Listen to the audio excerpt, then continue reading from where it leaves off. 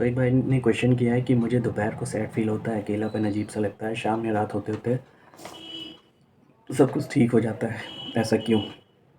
I think जिन लोगों को भी ओसीडी होगा या इस तरह की कोई प्रॉब्लम होगी, वो इस चीज़ से एग्री करेंगे ज़्यादातर लोग। दिन में थोड़ा ज़्यादा एंजाइटी होती है और शाम को थोड़ी कम होती है। मेरे एक्सपीरियंस में भी ऐसा ही था और मैंने जिन लोगों से बात की है वो ज़्यादातर लोग यही कहते हैं कि शाम होते-होते वो थोड़ा-सा स्लाइटली बेटर फ़ील करते हैं, जबकि सुबह जैसे ही उनकी आँख खुलती और दोपहर तक के बहुत ही ख़राब टाइम रहता है। ओसीडी उस टाइम मतलब बहुत ज़्यादा हालत ख़राब रहती है। और जिन लोगों को इस तरह की कोई प्रॉब्लम नहीं है, वो दिन भर मस्त रहते हैं और रात के 3 बजे उन्हें अपने करियर और फ्यूचर की टेंशन होती है, रिलेशनशिप की टेंशन होती है। आप मीम्स देखते ही होंगे इसी तरह के आते हैं कि 3 बजे उन्हें अपने फ्यूचर की टेंशन हो रही है, दिन भर कैसे निकल गया पता ही नहीं चला। लेकिन जिन लोगों के साथ इस तरह की प्रॉब्लम है, ओसीडी या इस तरह का कुछ है, ख़ासकर ओसीडी वालों की बात मैं करूँगा, क्योंकि ये क्वेश्चन भी उसी से रिलेटेड है और मेरा भी एक्सपीरियंस यही है कि भाई सुबह के टाइम बहुत ज़्यादा थॉट्स आते हैं, क्योंकि पूरा दिन थॉट रिपीट होते हैं, ठीक है, ओसीडी में। और जब आप सो रहे होते हो ना, तो भी बहुत अच्छे सपने नहीं आते, तो भी आप टेंशन में होते हो, नींद में भी। और जब सो के उठते हो ना, तो जैसे एक बॉक्स बंद था, वो खुल गया हो। तो सुबह एकदम से बहुत ही ज़्यादा बेचैनी होती है और एंजाइटी होती है और अनवांटेड थॉट्स होते हैं, तो सुबह ही मनहूस हो जाती है और दोपहर भी ऐसे ही रहती है। शाम को थोड़ा-सा ठीक लगता है। ये ज़्यादातर लोगों के साथ ऐसा ही होता होगा, लेकिन still it's depend person to person.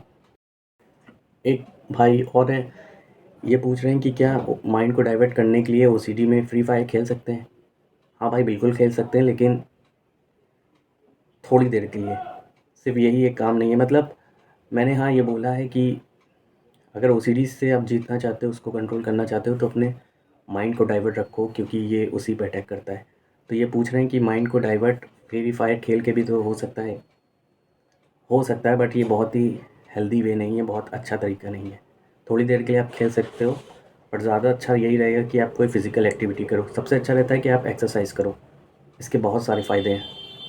और एक्सरसाइज़ दवा के भी काम करती है, सेरोटोनिन लेवल भी आपका ब्रेन में इंक्रीज़ होगा।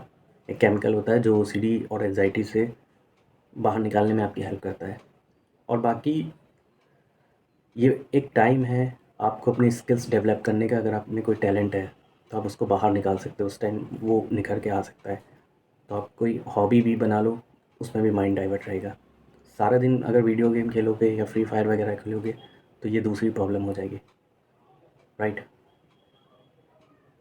थोड़ी देर के लिए ठीक है, बट पूरा टाइम अगर आप गेम खेलोगे तो आपका गेम ओवर हो सकता है, तो ये ध्यान रखना।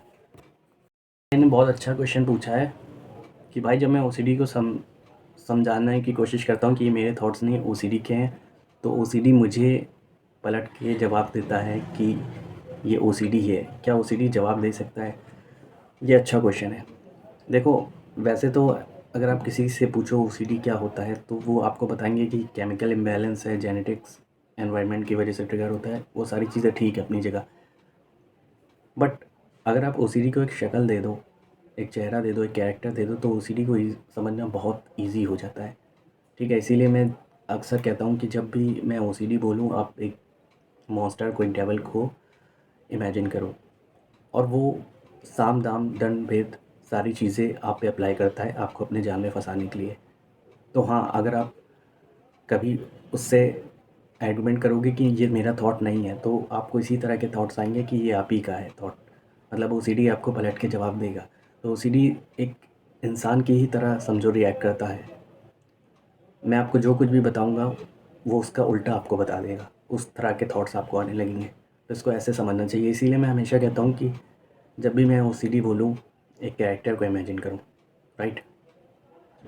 जैसे बहुत से लोग मुझसे रीअश्योरेंस के लिए पूछते हैं, क्या मुझे ऐसा थॉट आ रहा है, क्या ये सही है, गलत है, इसमें मेरी गलती? मैं अगर उनको बोल दूँ नहीं, तुम्हारी गलती नहीं है, तो उनको दूसरी तरह का थॉट आने लगता है कि अच्छा, ये वाले में तुम नहीं थी मेरी गलती, इसमें तो है। लाख समझा लो, उन्हें नहीं समझ में आएगा। तो ओसीडी से आप ऐसे नहीं जीत सकते हो। मतलब ओसीडी से आर्गुमेंट करना, ओसीडी में उलझने का मतलब है ओसीडी को पावर देना। ये मैंने अपने रिसेंटली एक वीडियो में बताया था कि रीअश्योरेंस भी एक तरह का कंपल्शन है, इससे बचें। ठीक है, ओसीडी साम दाम दंड भेद हर तरह की ट्रिक अपनाता है, हर तरह के इंसान पे उसकी जैसी पर्सनालिटी हो उस हिसाब से, इसीलिए इतने सारे तरह के ओसीडी होते हैं। तो वो इसमें मैं ऑलरेडी डिटेल में बात कर चुका हूँ, आप उसके लिए डिटेल वीडियो देख सकते हैं, राइट।